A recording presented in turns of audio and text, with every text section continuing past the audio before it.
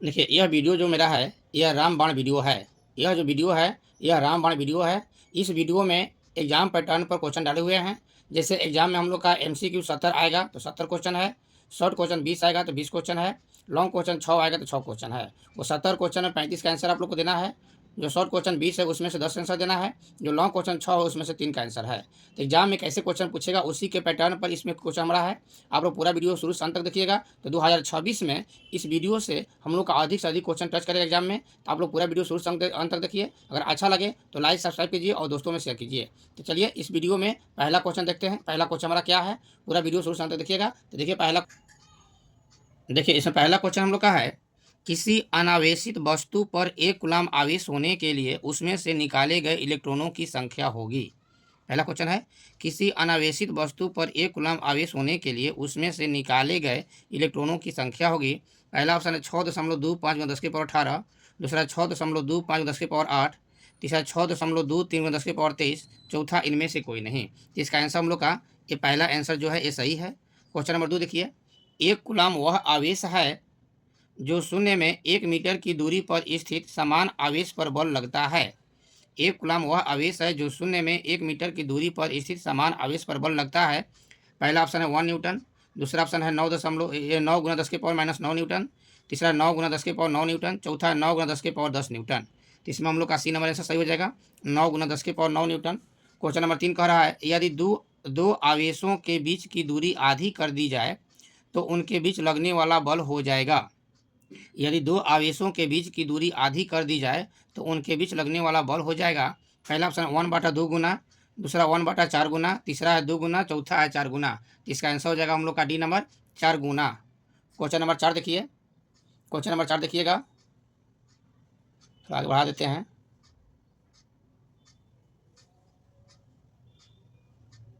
चलिए क्वेश्चन 4 देखिए, 4 क्वेश्चन कह रहा है हम लोग का कि यदि आर दूरी से भी लग 2 आवेशों के बीच बल F लगता है, आर दूरी से भी लग 2 आवेशों के बीच बल F लगता है। यदि आवेशों का मान दुगना कर दिया जाए और उनके बीच की दूरी आधी कर दी जाए तो उनके बीच में विद्युत स्थित बल हो जाएगा। पहला ऑप्शन है F, दूसरा ऑप्शन है 4F, 4F, तीसरा ऑप्शन है 16F और चौथा ऑप्शन है 64F। तो इसका सी हो जाएगा 16F। क्वेश्चन नंबर 5 देखिए, यदि समरूप विद्युत क्षेत्र x अक्ष की दिशा में हो तो समविभवी तल होगा। यदि समरूप विद्युतीय क्षेत्र x अक्ष की दिशा में हो तो समविभवी तल होगा। पहला ऑप्शन XY तल में, दूसरा YZ तल में, तीसरा XZ तल में, चौथा कोई नहीं हो सकता है। पांचवा का आंसर हम लोग का बी सही है, YZ तल में। क्वेश्चन नंबर 6 देखिएगा, विद्युत क्षेत्र E और विभव V के बीच संबंध होता है। विद्युत क्षेत्र E और विभव V के बीच संबंध होता है। पहला ऑप्शन है E बराबर -dV/dx, दूसरा ऑप्शन है E बराबर dV/dx, तीसरा ऑप्शन है V = dE/dx, चौथा ऑप्शन है V = -dE/dV। इसमें हम लोग का 6 का पहला आंसर हो जाएगा E बराबर -dV/dx। अब क्वेश्चन नंबर देखिए 7,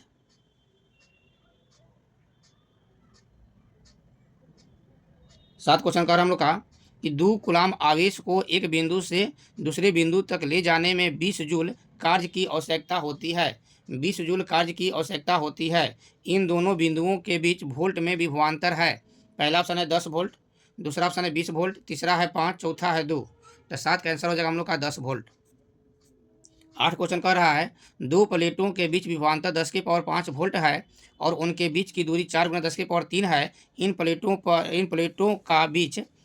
प्लेटों के बीच स्थित इलेक्ट्रॉन 1.6 × 10⁻19 कूलम्ब पर बल है।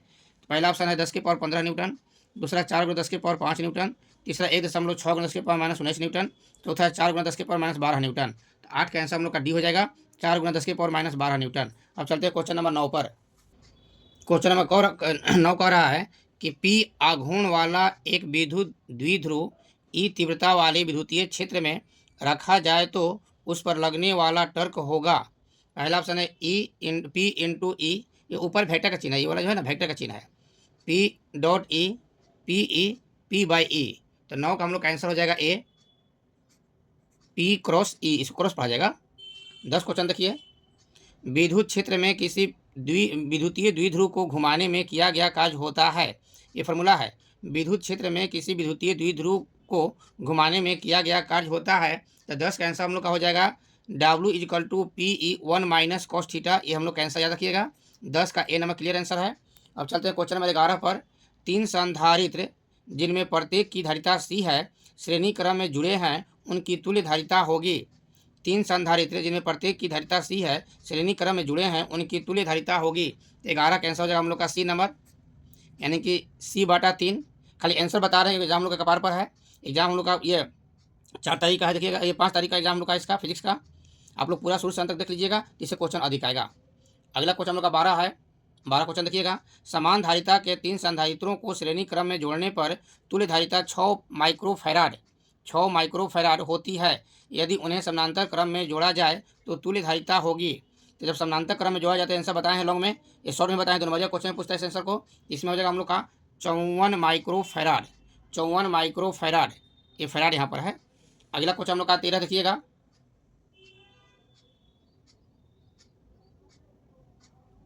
चलिए 13 क्वेश्चन देखिए। समान धारिता के संधारित्रों को पहले समानांतर क्रम में और फिर श्रेणी क्रम में जोड़ा जाता है। दोनों अवस्था में तुल्य धारिता का अनुपात है। पहला ऑप्शन है n, दूसरा है n², तीसरा 1/n, चौथा है 1/n²। 13 का आंसर देखिएगा। तो 13 का हम लोग का बी आंसर सही हो जाएगा। अब क्वेश्चन नंबर 14 देखिए। 50 माइक्रोफैराड धारिता वाले एक संधारित्र 10 वोल्ट विभव तक आविष्ट किया जाता है, उसकी ऊर्जा है। पहला ऑप्शन है 2.5 × 10⁻³ जूल, 2.5 × 10⁻⁴ जूल, 5 × 10⁻² जूल, 1.2 × 10⁻8 जूल। तो 14 का आंसर हो जाएगा हम लोग का ए नंबर, 2.5 × 10⁻³ जूल। और क्वेश्चन नंबर 15 देखिए। यदि 10 माइक्रोफैराड धारिता वाले संधारित्र को 1/5 वोल्ट तक आवेशित किया जाए तो उस पर आवेश होगा। पहला ऑप्शन है 50 कूलाम, दूसरा है 5 × 10⁻⁶ कूलाम, तीसरा है 5 × 10⁻5 कूलाम, चौथा है 2 कूलाम। 15 का आंसर हम लोग का हो जाएगा सी, 5 × 10⁻5 कूलाम। और क्वेश्चन नंबर देखिएगा 16। चलिए 16 क्वेश्चन देखिए। व्हीट ऑस्टोन ब्रिज से मापा जाता है, व्हीट ऑस्टोन ब्रिज से मापा जाता है। पहला उच्च प्रतिरोध, निम्न प्रतिरोध, उच्च तथा निम्न प्रतिरोध, इनमें से कोई नहीं। तो 16 का आंसर हो जाएगा हम लोग का उच्च तथा निम्न प्रतिरोध। क्वेश्चन नंबर 17 देखिए। क्वेश्चन नंबर 17 का हम लोग का किलोवाट घंटा मात्रक है, किलोवाट घंटा मात्रक है। पहला ऑप्शन शक्ति का, दूसरा है ऊर्जा का, तीसरा बल आघूर्ण, चौथा इनमें से कोई नहीं। तो 17 का हम लोग का सी हो जाएगा ऊर्जा का। और क्वेश्चन नंबर देखिएगा 18। चलिए 18 क्वेश्चन का विद्युतीय परिपथ की शक्ति होती है। पहला V/R, V²R, V²/R, V²R/I। 18 का हम लोग का हो जाएगा सी नंबर, V²/R। ये सब आंसर पर उलट जाइएगा, क्योंकि इससे क्वेश्चन अधिक से अधिक एग्जाम हम लोग आएगा। एम्पियर घंटा मात्रक है, एम्पियर घंटा मात्रक है। पहला ऑप्शन शक्ति का, आवेश का, ऊर्जा का, विभवांतर का। तो 19 का हम लोग का बी हो जाएगा आवेश का। इसी तरह अभी फटाफट याद करते चलिएगा। इलेक्ट्रॉन वोल्ट मात्रक है, इलेक्ट्रॉन वोल्ट मात्रक है। तो इलेक्ट्रॉन वोल्ट मात्रक हम लोग का ऊर्जा के पढ़ाएं क्लास में, यानी कि बी नंबर हम लोग का सही हो जाएगा आंसर। आप लोग फटाफट आंसर याद करते चलिए। अब चलिए क्वेश्चन नंबर 21 पर। चलिए 21 क्वेश्चन कह रहा है कि जल और कांच का अपवर्तनांक क्रमशः 4/3 और 3/2 है। तो जल का कांच की अपेक्षा अपवर्तनांक होगा। पहला ऑप्शन हम लोग का है 2, दूसरा है 1/2, तीसरा है 9/8, चौथा है 8/9। इसका आंसर हो जाएगा हम लोग का 8/9। क्वेश्चन नंबर देखिए 22 का हम लोग का पानी तथा कांच का अपवर्तनांक क्रमशः 4/3 तथा 5/3 है। एक प्रकाश की किरण कांच से पानी में जा रही है, तो क्रांति कोण क्या होगा। पहला option sine inverse 4/5, sine inverse 5/4, sine inverse 1/2, sine inverse 2/1। ये 22 का आंसर हम लोग का हो जाएगा ए नंबर, साइन इनवर्स 4/5। अब क्वेश्चन नंबर देखिए 23 का एक अवतल दर्पण की फोकस दूरी 20 सेंटीमीटर है। यदि वस्तु की दो स्थितियों के बीच की दूरी जिन पर वस्तु के प्रतिबिंब का आकार दुगना होगा। पहला ऑप्शन है 20 सेंटीमीटर, दूसरा 50 सेंटीमीटर, तीसरा है 30 सेंटीमीटर, चौथा है 70 सेंटीमीटर। तो 23 का आंसर हो जाएगा हम लोग का ए 20 सेंटीमीटर। अब चलते हैं क्वेश्चन नंबर 24 पर।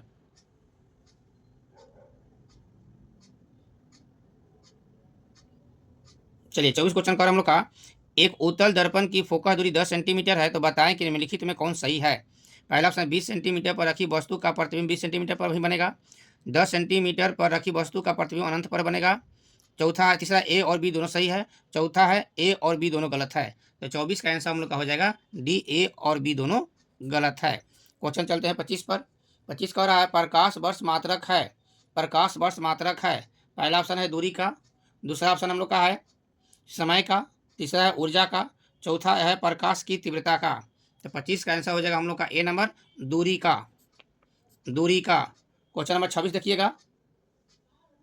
चलिए थोड़ा सा बढ़ा लेते हैं कैमरा हम। चलिए 26 क्वेश्चन कह रहा है कि एक लेंस म्यू बराबर 1.5 की हवा में फोकस दूरी 20 सेंटीमीटर है। 1.5 अपवर्तनांक वाले माध्यम में उस लेंस की फोकस दूरी होगी। ऐसा बताया है कि जितना लेंस का अपवर्तनांक है उतना ही अगर माध्यम का अपवर्तनांक हो जाता है तो उसका अनंत जो है वो अनंत होगा। यानी कि आंसर नंबर डी सही है 26 का। 26 का डी सही है। क्वेश्चन नंबर 27 देखिएगा आप लोग। 27 क्वेश्चन कर रहा है एक उभय उत्तल लेंस के पदार्थ का अपवर्तनांक 1.5 है। इसकी फोकस दूरी का मान क्या होगा यदि इसके प्रत्येक तल की वक्रता त्रिज्या 20 सेंटीमीटर है। पहला ऑप्शन है 60 सेंटीमीटर, दूसरा ऑप्शन है 40 सेंटीमीटर, तीसरा है 20 सेंटीमीटर, चौथा है 10 सेंटीमीटर। 27 क्वेश्चन है। 27 का आंसर हम लोग का हो जाएगा 20 सेंटीमीटर। क्वेश्चन नंबर 28 देखिए। एक लेंस के दोनों सतहों की वक्रता त्रिज्या r समान है तथा लेंस के माध्यम का अपवर्तनांक 1.5 है। इस लेंस की फोकस दूरी होगी। इसका आंसर हो जाएगा हम लोग का पहला ऑप्शन है +-r। तो हम लोग का 28 का ये पहला ही आंसर सही है, करेक्ट है। 29 क्वेश्चन देखते हैं।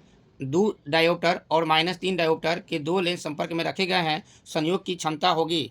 संयोग की क्षमता होगी पहला 1 डायोप्टर, दूसरा -1.5 डायोप्टर, दूसरा है 2, तीसरा है -3.5 डायोप्टर। तो 29 का आंसर हो जाएगा हम लोग का 29 का आंसर हो जाएगा बी -1.5 डायोप्टर। अब चलते हैं क्वेश्चन नंबर 30 पर।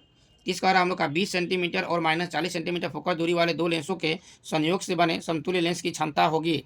समतुल्य लेंस की क्षमता होगी। 30 क्वेश्चन कर रहा है हम लोग का। तो 30 का आंसर हो जाएगा हम लोग का 2.5 डायोप्टर, बी नंबर हो जाएगा। इसी तरह आप लोग भी फटाफट आंसर रखते चलिए। चलिए क्वेश्चन नंबर 31 पर। चलिए क्वेश्चन नंबर 31 कर हम लोग का। दो लेंस जिनकी क्षमता -15 डायोप्टर तथा +5 डायोप्टर है तो संयुक्त करने पर संयोजन की फोकस दूरी होगी। 31 क्वेश्चन है। पहला ऑप्शन है 20 सेंटीमीटर, -20 सेंटीमीटर, दूसरा है -10, तीसरा है +10, चौथा इनमें से कोई नहीं। तो 31 का आंसर हम लोग का हो जाएगा -10 सेंटीमीटर। चलते हैं क्वेश्चन नंबर 32 पर। खगोलीय दूरदर्शक में अंतिम प्रतिबिंब होता है, यानी खगोलीय दूरबीन में अंतिम प्रतिबिंब कैसा होता है। ये बहुत बार बता चुके हैं कि खगोलीय दूरबीन में अंतिम प्रतिबिंब जो होता है काल्पनिक और उल्टा होता है। काल्पनिक और उल्टा होता है खगोलीय दूरबीन में। 32 का सी आंसर हम लोग का सही है। क्वेश्चन नंबर 33 देखिए। किसी खगोलीय दूरदर्शक यानी कि दूरबीन में लेंसों की क्षमता 0.5 डायोप्टर एवं 20 डायोप्टर है। उनकी आवर्धन क्षमता होगी। उनकी आवर्धन क्षमता होगी। पहला ऑप्शन है 50, 10, 100 और 40। तो 33 का आंसर हो जाएगा हम लोग का डी नंबर 40। अब चलते हैं क्वेश्चन नंबर 34 पर। 34 क्वेश्चन हम लोग का है सामान्य समायोजन में खगोलीय दूरबीन की लंबाई होगी। तो बताएं इसमें कि FO + FE, FO + FE यानी कि F1 + F2।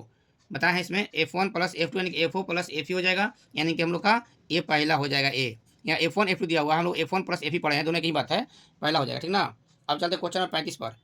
एक दूरदर्शक के अभिदृश्यक की फोकस दूरी 60 सेंटीमीटर है। 20 गुना आवर्धन प्राप्त करने के लिए नेत्रिका की फोकस दूरी होनी चाहिए। पहला ऑप्शन है 2 सेंटीमीटर, दूसरा है 3 सेंटीमीटर, चौथा है 4 सेंटीमीटर और पाँचवा है 5 सेंटीमीटर, चौथा है 5 सेंटीमीटर, सॉरी, पहला 2, 3, 4 और 5। 35 आंसर हम लोग का है। तो 35 का आंसर हम लोग का हो जाएगा 3 सेंटीमीटर। अब चलते हैं क्वेश्चन नंबर 36 पर। निकट दृष्टि वाली आंखें स्पष्ट दृष्टि के लिए व्यवहार करती है। निकट दृष्टि वाली आंखें स्पष्ट दृष्टि के लिए व्यवहार करती है। पहला उत्तल लेंस, बी नंबर है अवतल लेंस, सी नंबर है बेलनाकार और डी नंबर है बाईफोकल लेंस। 36। तो 36 का आंसर हो जाएगा हम लोग का बी अवतल लेंस। अब चलते हैं क्वेश्चन नंबर 37 पर। 37 क्वेश्चन है एक व्यक्ति 1 मीटर से कम दूरी पर स्थित वस्तुओं को साफ साफ देखने के लिए उसे वैसे लेंस लगाना चाहिए जिनकी क्षमता हो। पहला है 3 डायोप्टर, दूसरा हम लोग का है 1.5 डायोप्टर, तीसरा है -3, चौथा है -1.5। तो 37 का आंसर हो जाएगा हम लोग का पहला 3 डायोप्टर। क्वेश्चन नंबर 38 देखिए। एक दीर्घ दृष्टि वाले व्यक्ति को आवश्यकता होगी। दीर्घ दृष्टि वाले व्यक्ति को आवश्यकता होगी 38 उत्तल लेंस की। हाँ, यही सही आंसर हम लोग का उत्तल लेंस की। अब चलते हैं क्वेश्चन नंबर 39। समान आंख के लिए स्पष्ट दृष्टि की न्यूनतम दूरी होती है। समान आंख के लिए स्पष्ट दृष्टि की न्यूनतम दूरी होती है 25 सेंटीमीटर। यानी कि इसका आंसर हो जाएगा हम लोग का 39। 39 का हो जाएगा हम लोग का डी नंबर, ये आंसर हो जाएगा हम लोग का। 40 क्वेश्चन है। एक प्रिज्म में से होकर गुजरने वाले क्षेत्र प्रकाश का न्यूनतम विचलन अवयव होता है। न्यूनतम विचलन अवयव होता है। पहला है लाल, दूसरा है बैगनी, हरा और पीला। इसमें हो जाएगा हम लोग का लाल का। क्वेश्चन में चलते हैं अगला 41 पर। एक 5 टेस्ला लिखा हुआ है। 5 टेस्ला वाला चुंबकीय क्षेत्र बराबर होगा। 5 टेस्ला वाला चुंबकीय क्षेत्र बराबर होगा। इसका आंसर हो जाएगा हम लोग का 5 वेबर पर मीटर स्क्वायर। यानी कि 41 का ए नंबर सही है। फटाफट आप लोग आंसर करते जाइएगा और एग्जाम में जाकर फटाफट लिखते जाइएगा। चलिए 42 क्वेश्चन है। चुंबकीय क्षेत्र की बीमा है। चुंबकीय क्षेत्र की विमा है I−1 M L⁻�0 T−2। तो यही सही आंसर है, यही 42 का ए। अब चलते हैं क्वेश्चन नंबर 43 पर। इस तरह से इस वीडियो में हम पूरा अपना जैसे एग्जाम में क्वेश्चन आएगा उसी तरह वीडियो डला हुआ है, आप लोग पूरा वीडियो शुरू से अंत तक देखिएगा। तो चलिए क्वेश्चन नंबर 43 पर। 43 क्वेश्चन है, चुंबकशीलता की बीमा है। चुंबकशीलता की बीमा है। पहला option ML_T² I−2, ML_T² I−2, ML_T² I। चौथा ML_T² I²। चुंबकशीलता की बीमा पूछा है, तो चुंबकशीलता का बीमा हम लोग का है ML_T² I−2। ये बी नंबर सही है। अब चलते हैं क्वेश्चन नंबर 44। वेग भी से गतिशील किसी आवेशित कण को ई तथा बी से क्रॉसित क्षेत्र से अविक्षेपित निर्गत होने के लिए आवश्यक शर्त है। ये ध्यान रखिए क्वेश्चन नंबर पर 44 का E बराबर वी बी, यही हम लोग का आंसर हो जाएगा 44 का ए। अब चलते हैं क्वेश्चन 45 पर। 45 क्वेश्चन कर रहा है, चुंबकीय क्षेत्र बी में स्थित एम चुंबकीय आघूर्ण वाले धारा प्रवाह द्वारा अनुभूत बल आघूर्ण टर्क का मान होगा। टर्क का मान होगा 45। तो 45 का हो जाएगा हम लोग का टर्क = M×B, यानी कि पहला आंसर करेक्ट सही है। आप लोग इसी तरह फटाफट करते जाइए। अब चलिए क्वेश्चन नंबर 46 पर, आप लोग फटाफट करते चलिएगा। 46 हम लोग का, गैल्वेनोमीटर में शंट का व्यवहार किया जाता है। ये बताएं शंट के बारे में, शंट टॉपिक हम लोग इंपॉर्टेंट है, उसको शॉर्ट क्वेश्चन के लिए पढ़ लीजिएगा। गैल्वेनोमीटर में शंट का व्यवहार किया जाता है। 46 क्वेश्चन है, तो शंट का व्यवहार करते हैं उसे टूटने से बचाने के लिए, यानी कि इसका आंसर हो जाएगा हम लोग का उच्च धारा के कारण टूटने से बचाने के लिए, सी नंबर आंसर सही है। क्वेश्चन नंबर 47 देखते हैं। एक गैल्वेनोमीटर का प्रतिरोध G है। मूल धारा का मान 1% गैल्वेनोमीटर से प्रवाहित हो सके, इसके लिए शंट का मान होना चाहिए। ये भी क्वेश्चन बनवाए हुए हैं 47। इसका हो जाएगा हम लोग का G/99, गैल्वेनोमीटर का वैल्यू बटा 99, यानी कि बी नंबर आंसर सही है। अब चलते हैं क्वेश्चन नंबर 48 पर। क्वेश्चन नंबर 48 देखिएगा आप लोग। देखिए 48 क्वेश्चन हम लोग का, स्वप्रकत्व का एसआई मात्रक है। स्वप्रकत्व का एसआई मात्रक है। पहला ऑप्शन कूलाम, दूसरा वोल्ट, तीसरा में रूट में वोल्ट, चौथा है हेनरी। स्वप्रकत्व 48, तो 48 हो जाएगा हम लोग का डी नंबर हेनरी। अब चलते हैं क्वेश्चन नंबर 49 पर। डायनेमो के कार्य का सिद्धांत आधारित है। डायनेमो के कार्य का सिद्धांत आधारित है, बताया है कि विद्युत चुंबकीय प्रेरण पर होता है, यानी कि 49 का हम लोग का बी नंबर आंसर सही है, विद्युत चुंबकीय प्रेरण। अगला हम लोग का है 50 क्वेश्चन देखिएगा। देखिए 50 क्वेश्चन हम लोग का है, प्रत्यावर्ती धारा के मूल माध्य वर्ग मान और उसके शिखर मान का अनुपात है। अनुपात का क्वेश्चन पूछता था, रखिएगा। तो 50 का आंसर हो जाएगा हम लोग का 1/√2, यानी कि 1:√2 होता है, यानी कि बी नंबर आंसर है। यही क्वेश्चन पलट देगा, पहले शिखर मान कहेगा, बाद में मूल माध्य वर्ग कहेगा, तो √2:1 हो जाएगा। ध्यान रखिए क्वेश्चन को पलटता है। क्वेश्चन 51 देखते हैं। एक प्रत्यावर्ती धारा का समीकरण I बराबर 0.6 sin 100πt, यहाँ टी छूटा हुआ है, 100πt यहाँ टी छूटा हुआ है, में धारा के मूल माध्य वर्ग मान होगा। तो इसका आंसर हो जाएगा हम लोग का 51 का। पहला ऑप्शन है 60/2, दूसरा है 30, तीसरा है 100 और चौथा है 0, 51। तो 51 का आंसर हो जाएगा हम लोग का ए नंबर 60/2। अब चलते हैं क्वेश्चन नंबर अगला 52 पर। 52 क्वेश्चन देखिए, LR परिपथ की प्रतिबाधा होती है। LR परिपथ की प्रतिबाधा होती है, बताया है कि रूट में R² + ω² L² होगा, यानी कि इसका आंसर हम लोग का ये डी नंबर सही है। अब चलते हैं क्वेश्चन नंबर हम 53 पर। वह यंत्र जो यांत्रिक ऊर्जा को विद्युत ऊर्जा में बदलता है कहा जाता है। तो यांत्रिक ऊर्जा को विद्युत ऊर्जा में बदला जाता है, उसको कहते हैं डायनेमो, यानी कि इसका आंसर हो जाएगा हम लोग का सी। 54 ट्रांसफार्मर एक युक्ति है। ट्रांसफार्मर एक युक्ति है AC वोल्टता को बढ़ाने या घटाने के लिए, यानी कि डी नंबर आंसर हम लोग का सही है। अब चलते हैं क्वेश्चन नंबर 55 पर। चलिए क्वेश्चन 55 देखिए, ट्रांसफार्मर के कोर को परतदार बनाया जाता है ताकि पहला ऑप्शन उच्च धारा प्रवाहित हो सके, दूसरा है उच्च विभव प्रवाहित हो सके, तीसरा है भंवर धाराओं द्वारा होने वाली हानि कम की जा सके, चौथा इनमें से कोई नहीं। तो 55 हो जाएगा हम लोग का भंवर धाराओं द्वारा होने वाली हानि को कम की जा सके, सी नंबर। क्वेश्चन नंबर 56 देखिए, किसी ऊंचाई ट्रांसफार्मर में प्राइमरी और सेकेंडरी में क्रमशः N1 तथा N2 प्लेट हैं, तब N1 बड़ा N2, N2 बड़ा N1, N1 बराबर N2, N1 बराबर 0। 56 का आंसर हो जाएगा हम लोग का बी नंबर, यानी कि N2 बड़ा N1। क्वेश्चन नंबर 57 देखिए, इलेक्ट्रॉन वोल्ट मापता है। इलेक्ट्रॉन वोल्ट मापता है, इलेक्ट्रॉन वोल्ट को ईवी भी लिखता है, क्वेश्चन में ध्यान रखिएगा।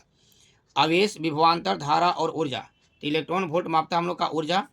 क्वेश्चन नंबर 58 देखिएगा, आप लोग पूरा वीडियो शुरू से अंत तक देखते चलिएगा, बहुत इंपॉर्टेंट क्वेश्चन इस वीडियो में है, पढ़कर जाइए, अधिक से नंबर मार कर आइए। प्लांक स्थिरांक की बीमा है। तो प्लांक स्थिरांक का विमा होता है हम लोग का है पहला ऑप्शन ml² 3/1। दूसरा ऑप्शन तो पहले आंसर है हम लोग सही है, ये पहला सही है। 59 क्वेश्चन देखिएगा, लेमडा तरंग दैर्ध्य वाले फोटोन की ऊर्जा है hc lambda, hc by lambda, h lambda by c, lambda by hc। 59 question का हम लोग कैसा हो जाएगा, B number hc by lambda. Question number 60 देखिए, यदि द्रव्यमान m का कोई कण भी चाल से गतिमान हो तो उससे संबंध तरंग दैर्ध्य लेमडा होता है। पहला ऑप्शन है M V by lambda, M बाटा एच भी, एच बटा एम भी बटा एच एम। 60 का answer C H by M V. Question number 61 देखिएगा, 61 क्वेश्चन है, निम्नलिखित में कौन विद्युतीय चुंबकीय तरंग वाले गुण का है, विद्युत चुंबकीय तरंग गुण वाला है। 61 क्वेश्चन में हम लोग का हो जाएगा अल्फा किरण, बीटा किरण, गामा किरण, तो हो जाएगा हम लोग गामा किरण। 62 क्वेश्चन देखिए, हाइड्रोजन स्पेक्ट्रम की कौन सी श्रेणी पराबैंगनी भाग में पड़ती है, हाइड्रोजन स्पेक्ट्रम की कौन सी श्रेणी पराबैंगनी भाग में पड़ती है। 62 में लाइमर श्रेणी सही आंसर हम लोग का है। 63 क्वेश्चन देखिएगा, 63 क्वेश्चन है, निम्नलिखित में कौन मूल कण नहीं है, निम्नलिखित में कौन मूल कण नहीं है, न्यूट्रॉन, प्रोटॉन, अल्फा कण और इलेक्ट्रॉन। तो 63 का आंसर हो जाएगा हम लोग का सी नंबर अल्फा कण। क्वेश्चन नंबर 64 देखिए, द्रव्यमान ऊर्जा समतुल्यता का सही संबंध है, तो बहुत बताए हैं mc = E चाहे E = mc, यानी कि सी नंबर आंसर सही हम लोग का है। 65 क्वेश्चन देखिएगा, 65 कह रहा है कि जिस प्रक्रिया द्वारा एक भारी नाभिक लगभग समान द्रव्यमान वाले दो हल्के नाभिकों में विभक्त हो जाती है उसे कहा जाता है, विभक्त मतलब टूटना, टूट जाता है, तो टूट जाता है तो विखंडन होगा, यानी कि बी नंबर हो जाएगा हम लोग का। क्वेश्चन नंबर देखिएगा अगला 66, नंद गेट, नंद गेट का बोलिए व्यंजक है। गेट से एक क्वेश्चन जरूर पूछेगा, तो आप लोग गेट जो है पूरा शुरू से अंत तक पढ़ लीजिएगा। गेट में कोई गेट क्वेश्चन नहीं कर सकता, ऐसा हम नंद गेट डाल दिए हैं, लेकिन गेट से क्वेश्चन शुरू से अंत तक आप पढ़ लीजिएगा। तो नंद गेट कह रहा है, तो नंद गेट में हो जाएगा हम लोग का आंसर में 66 में ए नंबर A.B के ऊपर बार इक्वल टू वाई, यही आंसर हम लोग का सही है, लेकिन गेट से समय तो आप लोग पूरा क्वेश्चन पढ़ लीजिएगा। अब चलते हैं क्वेश्चन नंबर 67 पर। चलिए 67 कह रहा है हम लोग आगे, दिए गए ट्रूथ टेबल किस लॉजिक गेट को निरूपित करता है। यहाँ पर है इनपुट में ए बी इनपुट में है और आउटपुट में है वाई, इनपुट में ए बी और आउटपुट में वाई, ऐसे हम लोग का ये सत्यता सारणी दिया हुआ है, ध्यान रखिएगा। तो 0 0 पर 1 ऐसे दिया है ना, 0 1 पर 1, तो 1 1 पर 0 देखा बताए हैं, 1 1 पर जब 0 कह रहा है तो 1 1 पर 0 मतलब कि नॉन गेट है, यानी कि इसका ए सही ट्रिक बताए हैं कि 1 1 पर 0 का है तो नॉन गेट मार दीजिएगा। अगला है मूल गेट है, तो मूल गेट में 3 आता है, एंड गेट, और गेट और नॉट गेट, और संयोग गेट में आता है हम लोग का नॉन गेट और नॉर गेट, तो इसमें हो जाएगा हम लोग का एंड और नॉट, ठीक ना। अब क्वेश्चन नंबर देखिए 69 और 70, ये हो जाएगा हम लोग का MCQ। फिर इसी वीडियो में ग्रुप बी में डाले हैं शॉर्ट क्वेश्चन। देखिए दशमिक संख्या 25 का निम्नलिखित में द्विधारी संख्या है, तो 25 का द्विधारी संख्या पूछ दिया है, तो 25 का द्विधारी संख्या के लिए द्विधारी संख्या कैसे निकाला जाता है यहाँ पर देख लीजिए थोड़ा सा। 25 का है ना, तो देखिए 25 हो गया, और द्विधारी निकालने के लिए 2 से भाग देंगे, सीख लीजिएगा आप लोग भी, तो 2 से भाग देंगे तो 12 दूनी 24 होता है, 1 शेष बचेगा, 2 से 6 दूनी 12 होता है, 0 शेष बचेगा, फिर 2 से 2 3 6 होता है, 0 शेष बचेगा, फिर 2 से 2 गया एक बार में 1 शेष बचेगा, यानी कैसे लिखा जाता है 1 1 0 0 1, ये आंसर हो जाएगा। तो 1 1 0 0 1 यानी कि सी नंबर सही हम लोग का है। 69 का हम लोग का सी नंबर है, 69 का सी नंबर देख लीजिएगा आप लोग। अब चलते हैं क्वेश्चन में 70, 69 का सी हो गया देख लीजिएगा आप लोग, 69 का सी हो गया हम लोग का। अब चलिए क्वेश्चन नंबर 70 में 69 का सी बना दिए, यहाँ ऊपर बनाकर दिखा दिया, आप ऊपर देख लीजिएगा। दिए गए लॉजिक गेट परिपथ के लिए बोलिए व्यंजक, यानी कि जो फिगर दिया हुआ है, फिगर ऐसे दिया हुआ देखिएगा, फिगर ये ऐसे दिया हुआ है, फिगर में साफ दिखा देते हैं, इस तरह का फिगर दिया है 70 में, यहाँ इन्वर्ट बबल बना हुआ है, ध्यान रखिएगा, यहाँ इन्वर्ट बबल बना हुआ है, इसलिए हमारा हो जाएगा y = A + B के ऊपर बार, यानी कि ये क्वेश्चन हम लोग का ये सही हो जाएगा 70 का। अब चलते हैं देखिएगा यहाँ पर, यहाँ देखिए ध्यान से, सेक्शन बी लिखा है ना, तो सेक्शन बी में हम लोग का 20 को शॉर्ट क्वेश्चन है, ये 20 शॉर्ट क्वेश्चन में से 10 आप लोग आगे एग्जाम में, तो आप लोग पूरा शॉर्ट क्वेश्चन शुरू से अंत तक देख लीजिएगा, इसका आंसर आप लोग नोट्स से निकाल लीजिएगा। अगर नहीं मिलेगा तो मेरा नोट्स हर चैप्टर वाइज नोट्स डाला हुआ है, उसमें आप लोग देख सकते हैं चैप्टर वाइज। तो चलिए शॉर्ट क्वेश्चन में पहला क्वेश्चन हम लोग का है, 2 विद्युत क्षेत्र रेखाएं क्यों एक दूसरे को काट नहीं सकती है, क्या 2 समविभवी तल काट सकती है। दूसरा क्वेश्चन है कूलाम का नियम क्या है, स्पष्ट करें, इसकी सीमाएं लिखें। तीसरा है विद्युतीय फ्लक्स क्या है, इसका एसआई मात्रक एवं विमा लिखें। चौथा क्वेश्चन है धारा घनत्व एवं अनुगमन वेग से आप क्या समझते हैं, इसका एसआई मात्रक लिखें। पांचवा क्वेश्चन देखिएगा, 5 क्वेश्चन है विद्युतीय द्विध्रुव आघूर्ण क्या है, इसका एसआई मात्रक लिखें। 6 क्वेश्चन है लॉरेंज बल क्या है, चाहे और में लिखे हैं, संट किसे कहते हैं, इसका उपयोग लिखें, क्योंकि दोनों इंपॉर्टेंट, लॉरेंज बल और संट। 7वां क्वेश्चन है फैराडे के विद्युत चुंबकीय प्रेरण से के नियम लिखें। तो फैराडे के विद्युत चुंबकीय प्रेरण के 2 नियम है, 2 नियम लिखने के लिए आता है। अब क्वेश्चन नंबर 8 देखिए। क्वेश्चन 8 का हम लोग का ट्रांसफार्मर में ऊर्जा क्षय का कारण क्या है? 9 भंवर धाराएं क्या है, इसका उपयोग लिखें। 10 एमीटर को हमेशा श्रेणी क्रम में तथा वोल्ट मीटर को समानांतर क्रम में जोड़ा जाता है, क्यों? 11 है पार्श्विक विस्थापन क्या है, इसका सूत्र प्राप्त करें। 12 है क्रांति कोण एवं अपवर्तनांक के बीच संबंध स्थापित करें। 13 है तारे क्यों टिमटिमाते हैं या हीरा क्यों चमकता है, दोनों इंपॉर्टेंट क्वेश्चन है। 14 देखिएगा, कांच के बने एक द्विउतल लेंस की वक्रता त्रिज्या 15 सेंटीमीटर 20 सेंटीमीटर है, लेंस की फोकस दूरी निकालें। म्यू का मान दिया 1.5। क्वेश्चन में अगला देखिएगा 15, ब्रूस्टर का नियम लिखें एवं सत्यापित करें। सूर्य कलांतर एवं पथांतर से आप क्या समझते हैं? 17 क्वेश्चन है, देहली आवृत्ति देहली तरंगदैर्घ्य कार्यफलन निरोधी विभव से आप क्या समझ, इसमें से एक आएगा। देहली आवृत्ति देहली तरंगदैर्घ्य कार्यफलन निरोधी विभव में से एक जरूर आएगा, आप लोग पूरा याद कर लीजिएगा। 18 क्वेश्चन हम लोग का है, द्रव्य तरंग क्या है गुण लिखें, या और में है डी ब्रोगली तरंग से आप क्या समझते हैं, दोनों एक ही क्वेश्चन है।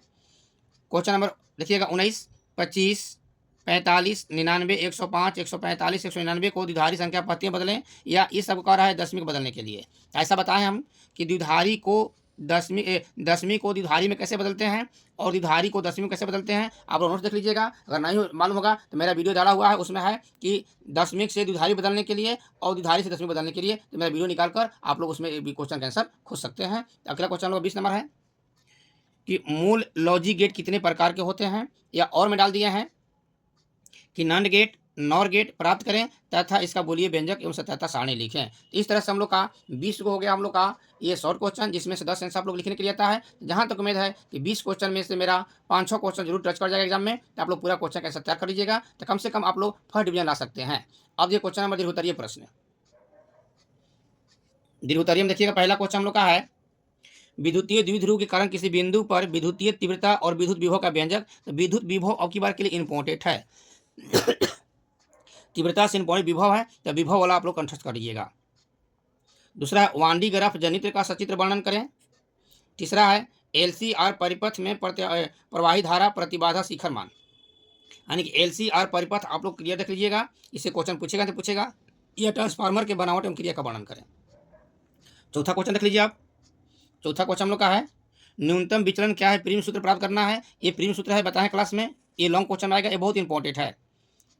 या अगला हम लोग का है सिद्ध करें, सिद्ध करने वाला μ1 बाई यू माइनस μ2 बाई भी μ1 माइनस μ2 बाई ए भी आ सकता है। या लेंस मेकर जो फॉर्मूला हम लोग का 1 by F equal to mu minus 1 by R1 minus 1 by R2, ये भी क्वेश्चन रिपीट कर सकता है। ऐसे आप लोग इंटरनल टेस्ट में क्वेश्चन आया था, लेकिन फिर भी हमको चांस है कि कर सकता है, इसको पढ़ लीजिएगा। अगला क्वेश्चन हम लोग का है पांचवा, संयुक्त सूक्ष्मदर्शी के बनावट एवं आवर्धन क्षमता का व्यंजक प्राप्त करें। ये भी बहुत इंपॉर्टेंट क्वेश्चन है। खगोलीय दूरबीन के बनावट एवं आवर्धन क्षमता का व्यंजक प्राप्त करें जब अंतिम प्रतिबिंब स्पर्श दृष्टि की न्यूनतम दूरी बनता है। ये भी इंपॉर्टेंट क्वेश्चन है। मानव नेत्र का सचित्र वर्णन करें। और अंतिम यह है क्वेश्चन कि डेविसन तथा जर्मर का प्रयोग। यह ट्रांजिस्टर क्या है, ट्रांजिस्टर कितने प्रकार के होते हैं, किसी एक का वर्णन करें। तो ये जो हम लोग का दीर्घोत्तरीय क्वेश्चन जो हम लोग का ध्यान रखिएगा, यहाँ पर देख लीजिएगा फिर से, जो दीर्घोत्तरीय क्वेश्चन हम लोग का 6 दिए हैं ना, इसमें और में भी दिए हैं। आप लोग पूरा अगर दीर्घोत्तरीय क्वेश्चन कर लेते हैं, इससे आप लोग 3 क्वेश्चन जरूर टच करेगा। 100% गारंटी है कि ये सब क्वेश्चन में से 3 क्वेश्चन आप लोग को टच कर जाएगा। तो हमारे पास अभी समय है 2 दिन, ये 6 क्वेश्चन आप लोग रख लीजिएगा। अगर अच्छा लगे तो अपने दोस्तों में शेयर कीजिएगा, ठीक ना। धन्यवाद, अगले वीडियो में फिर मिलते हैं, तब तक के लिए धन्यवाद। आप लोग का जो टेस्ट है वो एग्जाम है वो बहुत अच्छा निकले, वो मेरी मनोकामना है। चलिए अगले वीडियो में फिर मिलते हैं एग्जाम के बाद।